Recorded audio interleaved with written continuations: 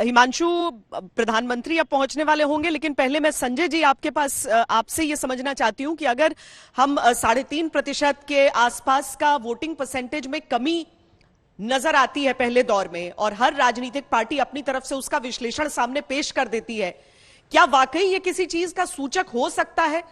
किस पार्टी को ज्यादा घबराने की जरूरत है, किसको कम? क्या कम से कम पार्टियां मन ही मन में आश्वस्त होंगी इस चीज को लेकर?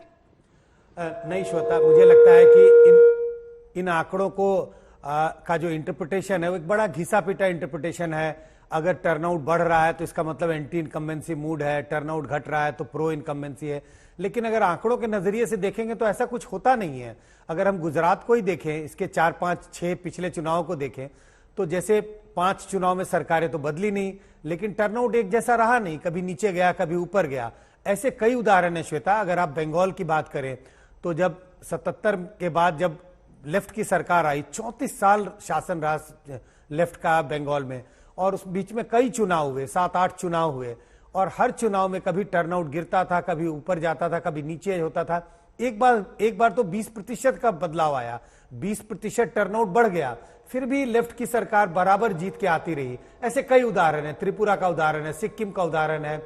तो हम ये देखते हैं आंकड़ों के नजरिए से कि टर्नआउट के घटने या बढ़ने का कोई सीधा संबंध नहीं है। ये जरूर ये बताता है कि वोटरों का उत्साह थोड़ा कम है, लेकिन इससे ये सीधा निष्कर्ष नहीं निकाला जा सकता कि किसी खास पार्टी के वोटर नहीं आए क्योंकि उदासीनता है या वो सरकार को बदलना चाहते हैं, सरकार को दोबारा जिताना चाहते हैं।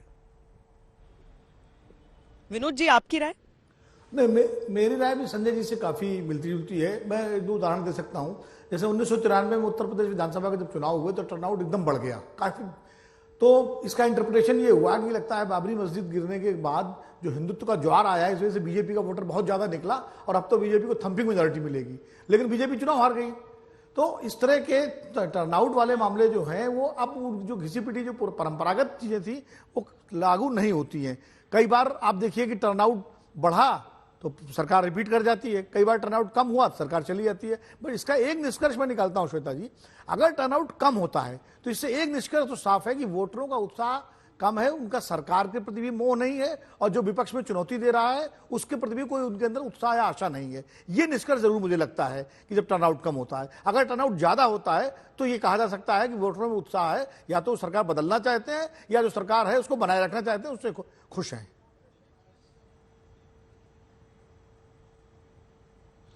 हालांकि भारतीय जनता पार्टी के कुछ नेता ऐसे भी हैं जो जिनका ये मानना है कि चूंकि शादियों का समय शुरू हो गया है, इस वजह से बहुत ज्यादा लोग उत्साह नहीं दिखा रहे हैं। लेकिन अब वही है कि हमेशा आंकड़ों के साथ ना एक हाइंडसाइट जुड़ जाता है कि एक बार जब बीत जाता है उसके बाद आप उन आंकड़ों का आकलन बेहतर कर सकते हैं और उनका उदाहरण बेहतर दे सकते हैं। हिमांशु, बताइए वहां की हलचल। जो दावा तो कर लेते प्रभु इनको देखिए श्वेता, मेरे साथ है हर्षद पटेल जो यहाँ से उम्मीदवार है। हर्षद जी ये बताइए कि प्रधानमंत्री नरेंद्र मोदी खुद यहाँ वोट करने आ रहे हैं जिस सीट से आप उम्मीदवार हैं, लेकिन यहाँ के जो वर्तमान विधायक थे उनकी टिकट काट के आपको मिला। वैसे ऐसा ये जो टिकट काटने के लिए जो भारतीय जनता पार्टी में ये परंपरा रहती है। पहली बार भी मैं और अरविंद भाई दोनों यहाँ पे दावेदार थे, उनको टिकट मिली तो मैं इनका इंचार्ज बन गया। इस बार की हमारे दोनों की वैसे भारतीय जनता पार्टी के हर कार्यकर्ता की कोशिश रहती है। यहाँ से पूरे अहमदाबाद में 2 ही विधायक ऐसे उनको रिपीट किए, बाकी के जो विधायक है वो अभी इंचार्ज बन के काम कर रहे हैं। प्रधानमंत्री नरेंद्र मोदी आपके लिए मतदान करने आ रहे हैं, कितनी बड़ी बात है? बहुत बड़ी बात है, बहुत बड़ी बात है, धन्यवाद। लेकिन कांग्रेस का दावा 125 सीटें जीतेंगी और आम आदमी पार्टी भी इस बार फाइट है। छोड़ो आप ये, इसमें आपका और मेरा समय बर्बाद मत करो। कुछ होने वाला नहीं है, ना कांग्रेस से ना आम आदमी पार्टी से। ये है हर्षद पटेल जिनका ये कहना है कि ना कांग्रेस का कुछ होना है ना आम आदमी पार्टी का कुछ होने वाला है। श्वेता, और अब से कुछ देर में प्रधानमंत्री नरेंद्र मोदी जो हैं वो अब यहाँ मतदान करने पहुंचेंगे। मैं अपने कैमरामैन संजीव से कहूंगा कि वो दिखाएं आपको दृश्य। देखिए बिल्कुल लोग यहाँ मतदान भी करने आ रहे हैं और साथ ही साथ श्वेता, सड़क के दोनों तरफ लोग खड़े हैं, प्रधानमंत्री नरेंद्र मोदी का इंतजार कर रहे हैं। लगभग 9 बजे के करीब जो है वो प्रधानमंत्री नरेंद्र मोदी यहाँ पर मतदान करने आएंगे और उसके बाद प्रधानमंत्री नरेंद्र मोदी श्वेता यहाँ से अपने भाई के घर, सोमा भाई के घर जाएंगे, जहां जिस घर से उनका जो है मतदाता सूची में रजिस्टर्ड नाम है उस भाई के घर जाने वाले हैं। और प्रधानमंत्री नरेंद्र मोदी आज ओपन कार में आने वाले हैं, यानी कि वो लोगों का अभिनंदन जो है वो स्वीकार करते हुए और लोगों को उसी तरीके से जवाब भी देते हुए जिस तरीके से प्रधानमंत्री नरेंद्र मोदी का एक तरीके से देखा जाए तो उनका जिस तरीके से लोगों के प्रति प्यार है और उसको प्यार को देखने के लिए आप ओपन कार में आना रोड शो की श्रेणी में तो नहीं आ जाएगा चुनाव के दिन? देखिए, रोड शो की श्रेणी में इसलिए नहीं आएगा, मुझे लगता है क्योंकि वो कार जो है ओपन जरूर है, उस पर कोई किसी भी पॉलिटिकल पार्टी का कोई झंडा नहीं होगा, तो ये रोड शो की कैटेगरी में नहीं आएगा। और जब भी प्रधानमंत्री नरेंद्र मोदी आते हैं ना श्वेता यहाँ पर, तो इसी तरीके से आते हैं, बंद कार में आते हैं लेकिन पैदल चलते हुए जाते हैं या पैदल चलते हुए आते हैं।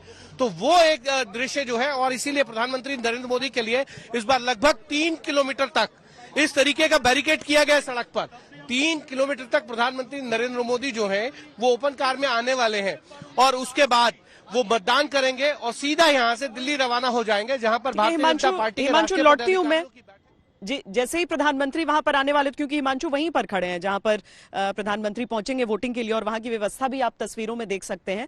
हालांकि बैरिकेडिंग की गई है लेकिन वोटरों के आने जाने के लिए दूसरी रास्ते की पूरी सुविधा वहां पर बनी हुई है।